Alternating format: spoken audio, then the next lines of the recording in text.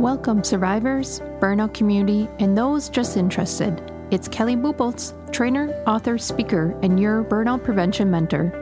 Burnout is not taboo. It's our reality in this chaotic, fast-paced world. But we're not going to let it drive the narrative to our stories. We're going to do something about it. So let's dig in.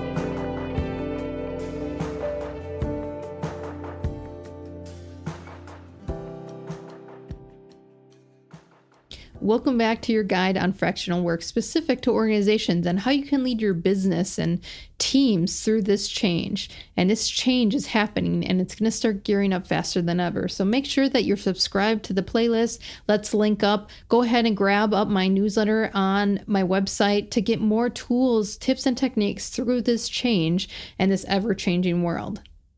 Now, this episode is going to be focused on designing a fractional work strategy. And what I mean by that is, if you want to just hire someone for fractional work, it could go well, and that's just based on luck.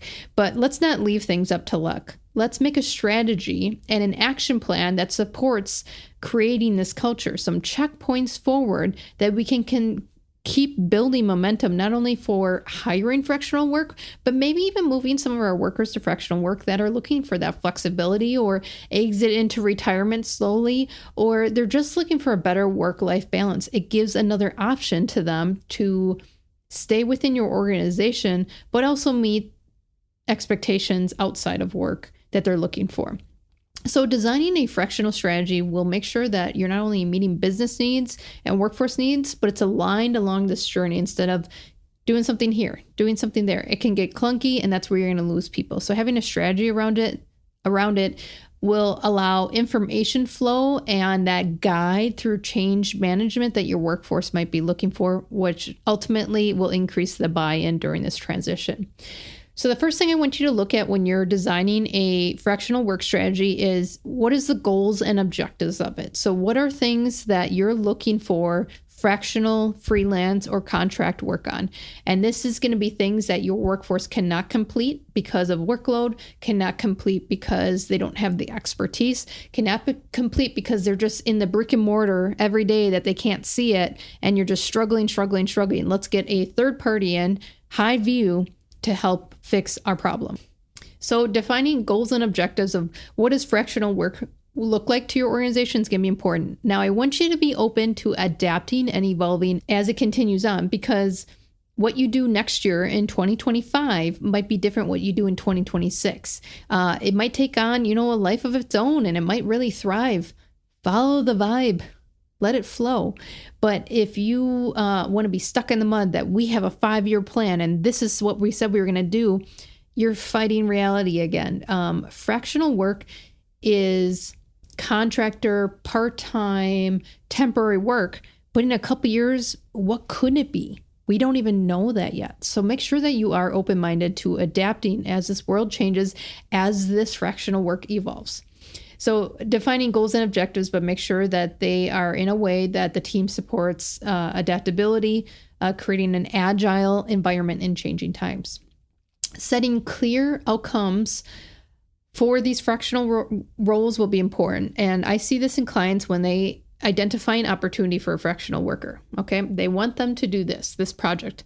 This person gets in, and because they're an expert, they can do many other things. So this is what they were hired for.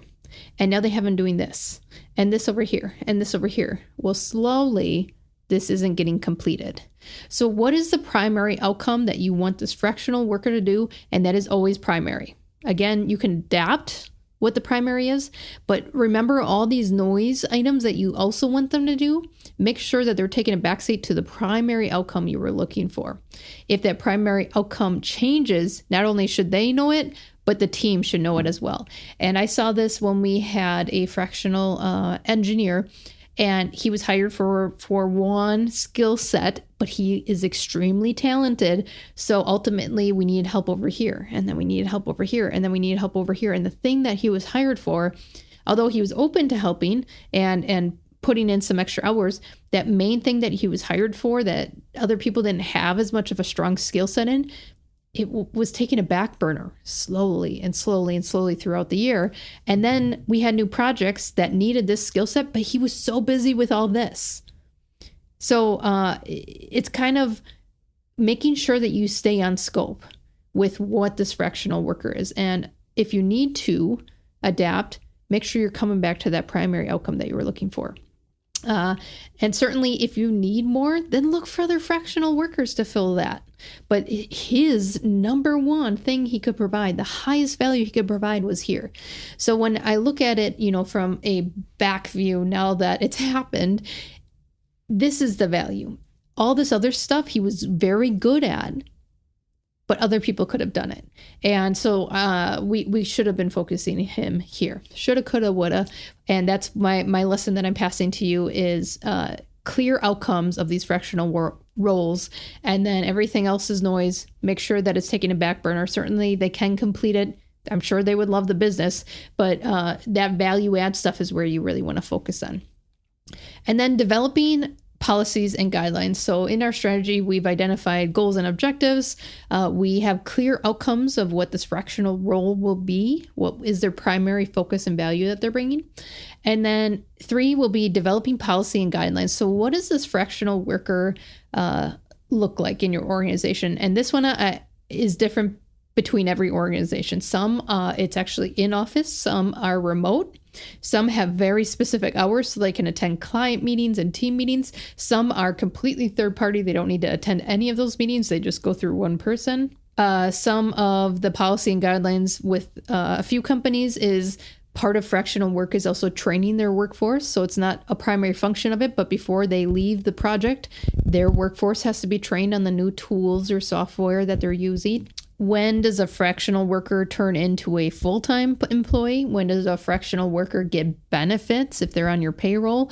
All those policies and guidelines are specific to your organization, your state regulations, the legality around all the payroll stuff.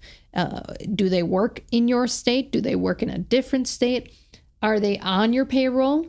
Or are they not on your payroll? So they're a 1099 contractor, which means they pay their own taxes. They bill you, things like that. So what type of policies and guidelines need to go along that? And I'm not going to get into that in that series because it is so specific to each organization and the states that they live in, and if they're on the payroll or off the payroll. So I want you to just be cognizant that that should be part of your strategy, is knowing that piece, again, that will get you buy-in from the leadership team and workforce, and what does this person look like? The other thing that you should consider is importance of flexibility and clarity. So the reason why this person went fractional is they want flexibility and value add work in their specialty. So in your organization, that should be known that this person will come and go. This person kind of makes their own schedule within our project scope. And it's very important that we have clear communication with them so that we can move things forward. Sometimes people can get jealous and they will gatekeep information. They'll make comments like, oh yeah, he's not in today. He doesn't work Tuesdays, right? That drama. You got to keep that in check.